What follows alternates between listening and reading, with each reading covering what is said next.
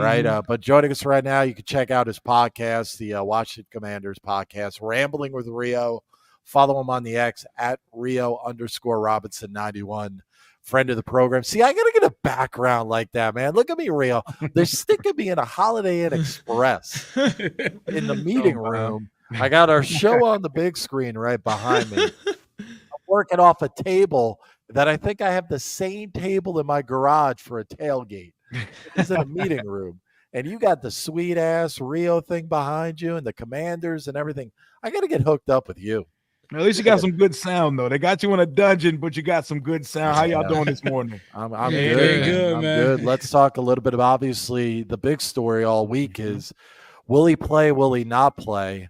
And look, I made the comment, we put it on the poll this morning, can the Commanders win a football game without Jayden Daniels, number one? And number two, do you trust in Marcus Mariota being great again with some first-team reps this week? So your thoughts?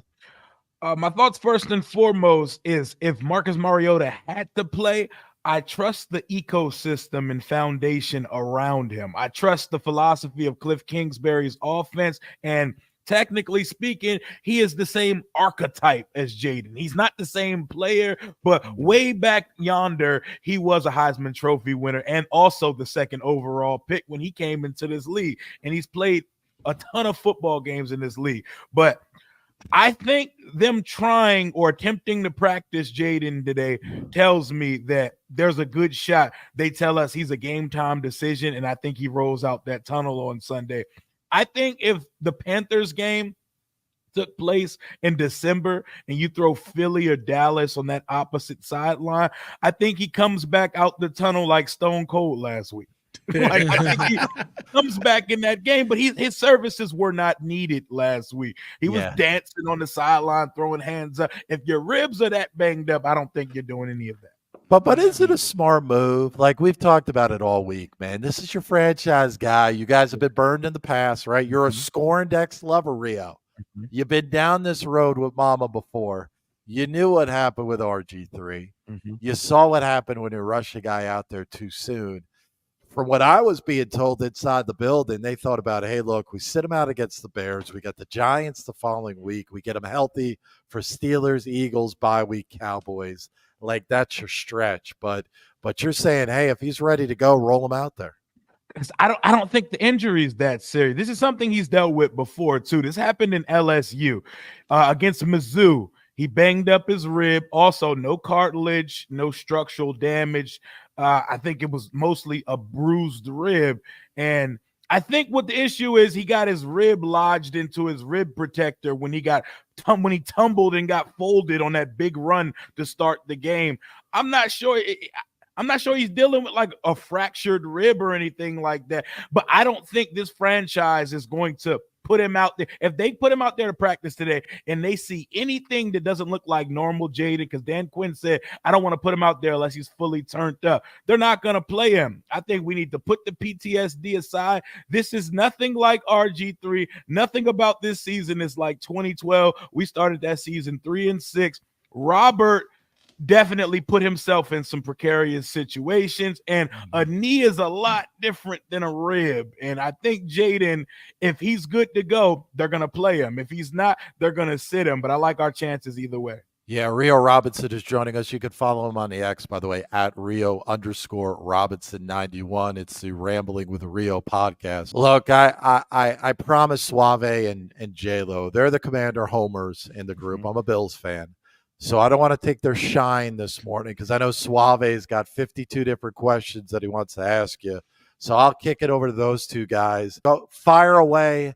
Rio is here for you. Let the love fest go on. Suave, you got a question for Rio? I do, but J-Lo, I mean, last time you want to ask him a question, so go ahead. I can come after you. Yeah, no. What would you say is the biggest key to stopping the Bears team? Could it be Caleb Williams, the other rookie quarterback across the country, or could it be they've got a very good receiving core, scoring on offense with the potential? Let's just say hypothetical, it is going to be Marcus Mariota. We expect the worst, then if the best comes, then we'll be happy. But expect the worst. We'll say it's Marcus Mariota. What's the biggest key to defeating this Bears team?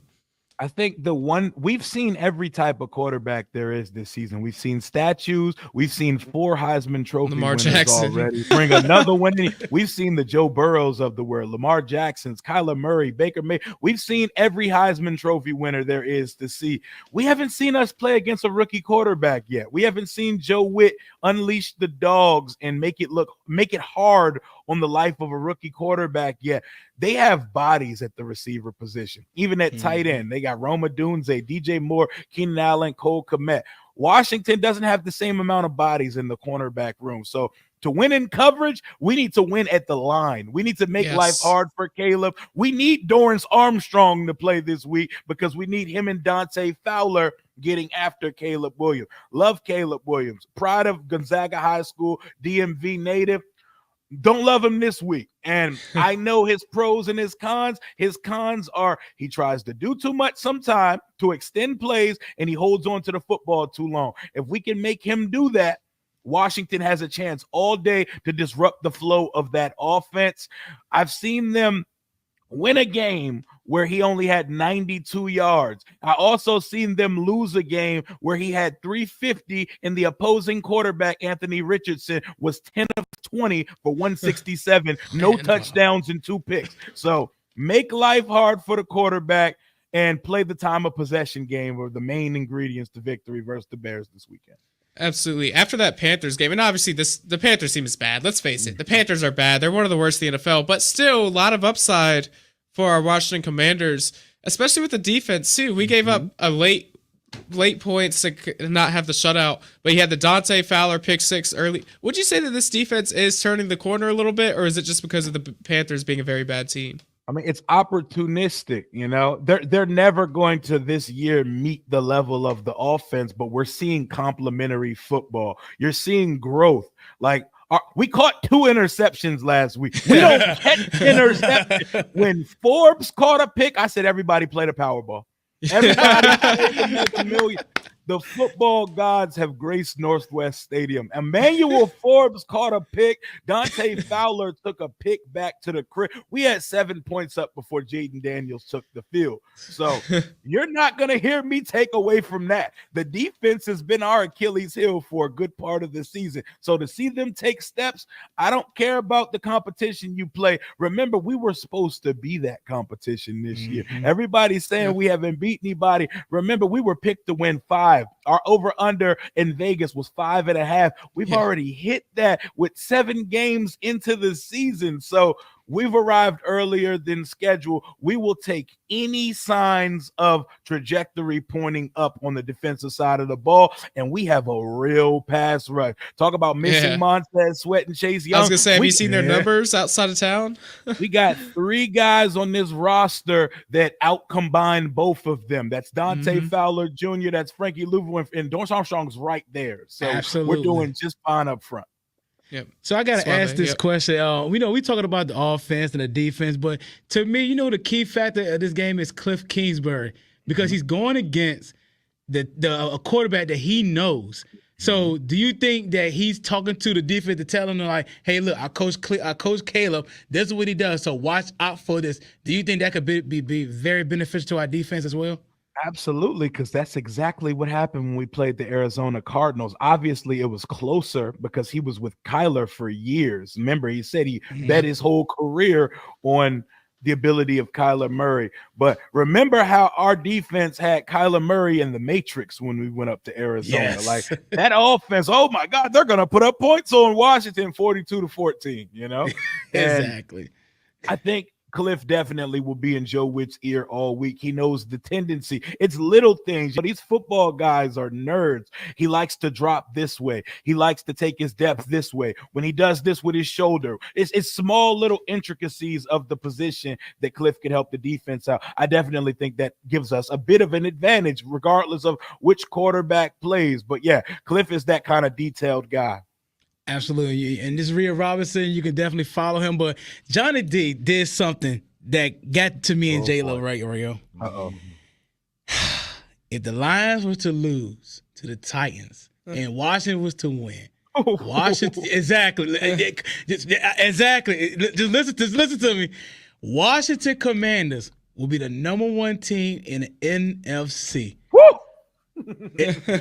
I guess I didn't gotta ask you. I'm about to ask you, how would that make us feel as Commanders fans to say that our team, after we went through all that mess with Snyder and the stuff the new management's doing, that we could actually be the number 1 team in the NFC? How would it make you feel? They already asked me how I feel. How would it make you feel? I would say, Suave, I would say, wake me up because I'm dreaming. Wake me up because I'm dreaming, because for some, it's going to be like, okay, midway through the season, you're number 1 in the conference, whoop-de-doo. No. You do not realize that has not happened here. Like, we have not been top 8 in power rankings midway through a season.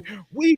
I've never seen us sit atop the NFC midway through a season. People like to compare this season to 2012. They're nothing alike. We were 3-6 in 2012 and won 7 games in a row.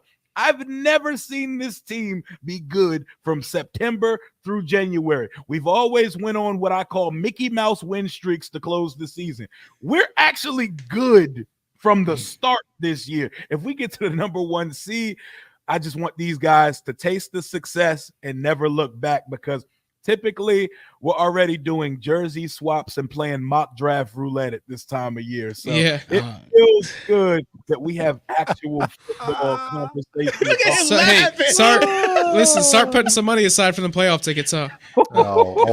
See, you guys, I'm telling you what, all y'all, you're just jinxing yourself. So we got 90 seconds, Johnny D. You always do it to me. I'm going to give the floor to Rio. Rio, Josh Harris comes to you and say, I need to talk to my team before this game with the Bears. What kind of pregame speech would you give to our players in front of the team? This team that you're playing against on Sunday, they have a GM and a coach that are fighting for their lives this year. With a rookie quarterback, they have the expectations to make the playoffs. We don't have any of that. We're playing with house money, yet we're playing better football than this team. Beat them. They're your pick to lose at home, and you're better than them. The Bears haven't played anybody. They say we haven't played anybody. They haven't played anybody. And I love Caleb Williams. He's only looked good for 2 out of the 6 weeks. Meanwhile, our rookie quarterback is an MVP candidate. Take care of your food. You beat a football team you're better than. And let's get back to 6-2 for the first time in 16 years, because we're playing good football. Why stop now? You had to do it. You had to do it. Always a pleasure when you stop by. Rambling with Rio is the podcast. You can check him out on the X at Rio_Robinson91. Appreciate you, my friend. Enjoy the weekend. We'll get you back on here real soon. Love the backdrop. Give me a call. Have your people call my people so we can get something worked out here. I got you. Wear black. Wear your battle blacks, because we're wearing our all black on Sunday. Let's go. Sir. And I'll be there this Sunday too, so you'll see it. That's right. Suave's going to be there. Last weekend, not there. Appreciate it, Rio.